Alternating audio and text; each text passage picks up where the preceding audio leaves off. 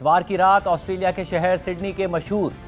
بونڈائی بیچ پر تہوار منانے والے یہودیوں پر حملے میں مرنے والوں کی تعداد 15 ہو گئی ہے، جبکہ 40 سے زائد افراد زخمی ہیں، جن میں سے کئی کی حالت تشویشناک بتائی جا رہی ہے۔ آسٹریلوی حکام کے مطابق دونوں حملہ آوروں میں سے ایک پولیس کے ساتھ فائرنگ کے تبادلے میں موقع پر ہی مارا گیا، جبکہ دوسرا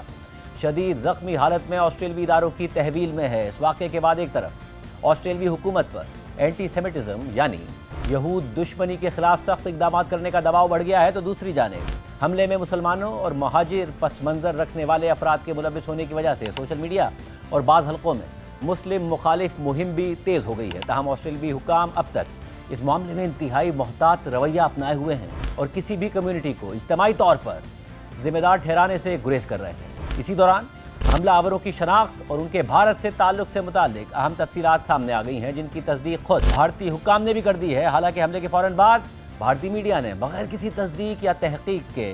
حملہ آوروں کو پاکستان سے جوڑ کر منفی پروپیگنڈا شروع کر دیا۔ ساتھ ہی کئی تفصیلات بھی سامنے آ گئیں کہ دونوں باپ بیٹے نے حملے سے پہلے فلپائن کا سفر کیا تھا۔ اس حوالے سے بی بی سی کی رپورٹ کے مطابق فلپائنی حکام نے اس بات کی تصدیق کر دی ہے کہ 50 سالہ ساجد اکرم نے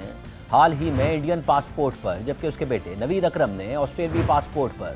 فلپائن کا سفر کیا تھا۔ منگل کو ہی ایک پریس کانفرنس میں نیو ساؤتھ ویلز کے پولیس کمشنر نے دونوں حملہ آوروں کے فلپائن کے سفر کی تصدیق کرتے ہوئے بتایا تھا کہ اس بات کی تحقیقات کی جا رہی ہیں کہ اس دورے کا مقصد کیا تھا اور فلپائن میں انہوں نے کن مقامات کا دورہ کیا تھا۔ فلپائنی حکام نے بتایا کہ دونوں حملہ آور 1 نومبر 2025 کو فلپائن پہنچے تھے اور 28 نومبر کو ملک سے روانہ ہوئے تھے۔ آسٹریلوی ٹی وی اے بی سی نیوز نے اس پریس کانفرنس سے پہلے سیکیورٹی ذرائع کے حوالے سے دعویٰ کیا تھا کہ ساجد اکرم اور نوید اکرم عسکری انداز کی تربیت لینے کے لیے فلپائن گئے تھے۔ تاہم فلپائن کی فوج نے کہا ہے کہ وہ فوری طور پر ان اطلاعات کی تصدیق نہیں کر سکتے کہ دونوں حملہ آوروں نے عسکری تربیت حاصل کی تھی یا نہیں۔ فلپائن امیگریشن کے ترجمان کے مطابق فلپائن جانے کے لیے 50 سالہ ساجد اکرم نے بھارتی پاسپورٹ استعمال کیا تھا، جبکہ اس کے 24 سالہ بیٹے نوید اکرم نے آسٹریلیا کے پاسپورٹ پر سفر کیا تھا اور دونوں نے فلپائن کے جنوبی شہر ڈواؤ کو اپنی حتمی منزل بتایا تھا۔ یاد رہے کہ یہ شہر فلپائن کے ایک جنوبی جزیرے میں واقع ہے۔ اس جزیرے کے وسطی اور جنوب مغربی حصوں میں اسلامی شدت پسندوں کی موجودگی کی اطلاعات آتی رہی ہیں، جبکہ کل بھارتی میڈیا پر یہ خبریں بھی سامنے آئیں کہ آسٹریلوی حکام نے حملہ آوروں کے بھارت سے ممکنہ تعلق کی تحقیقات کے لیے بھارتی حکام سے رابطہ کر لیا ہے۔ تاہم آسٹریلوی حکام تاحال اس معاملے میں کوئی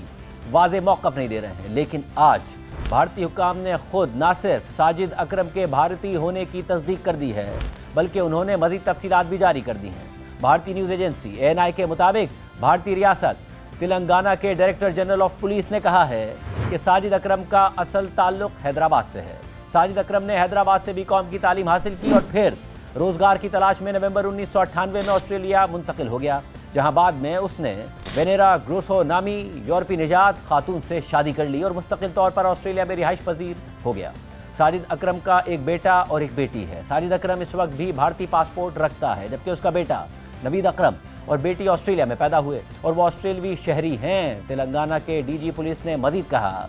کہ ساجد اکرم اپنے والد کے انتقال کے وقت بھی بھارت نہیں آیا اور اس کے خاندان کے افراد نے کہا کہ انہیں ساجد اکرم یا ان کے بیٹے کے شدت پسند خیالات یا سرگرمیوں کا کوئی علم نہیں تھا اور نہ ہی انہیں یہ معلوم ہے کہ وہ کس طرح شدت پسندی کی طرف گئے۔ تلنگانہ پولیس مرکزی ایجنسیوں اور دیگر اداروں کے ساتھ ضرورت پڑنے پر مکمل تعاون جاری رکھے گی اور عوام اور میڈیا سے اپیل کرتی ہے کہ تصدیق شدہ حقائق کے بغیر قیاس آرائی یا الزام تراشی سے گریز کریں۔ اب بھارتی حکام نے خود اس بات کی تصدیق کر دی ہے کہ آسٹریلیا میں ہونے والے حملے میں ملوث ساجد اکرم کا تعلق بھارت سے ہے اور اب بھارتی میڈیا بھی یہی خبر نشر کر رہا ہے۔ تاہم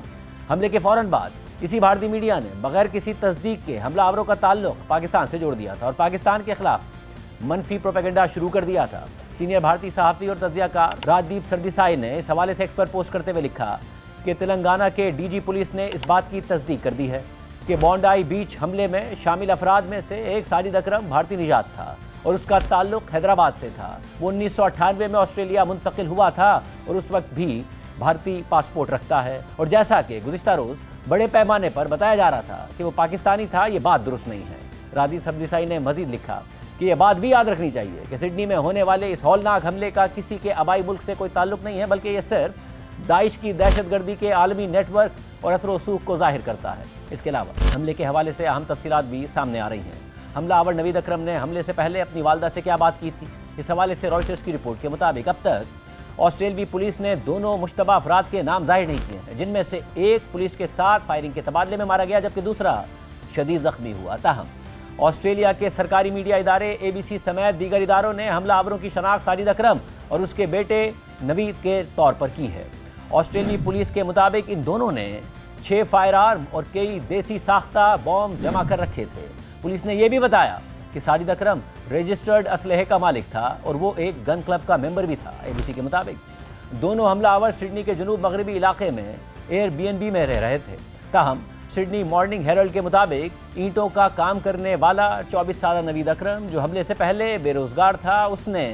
अपनी वालदा को फ़ोन करके बताया था कि वो और उसके वालिद वीकेंड के लिए ऑस्ट्रेलिया के मशरकी साहिल पर मछली पकड़ने जा रहे हैं। ऑस्ट्रेलिया के वज़ीर आज़म एंथनी अल्बनीज़ ने पीर को प्रेस कॉन्फ्रेंस में बताया कि अक्टूबर 2019 में ऑस्ट्रेलिया की खुफिया एजेंसी ने हमलावर बेटे यानी